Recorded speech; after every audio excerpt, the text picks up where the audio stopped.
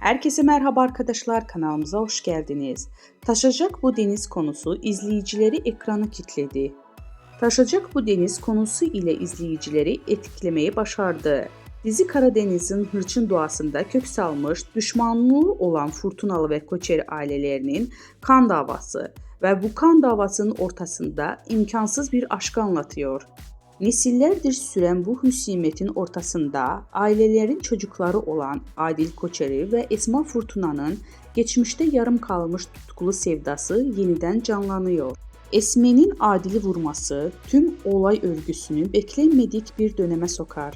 Tam bu anda büyük sırrı çözmek için Trabzon'dan gelen Yunan doktoru Eleni, Adil'in yaşamını kurtarması iki düşman ailenin yazısını kökten değiştirir.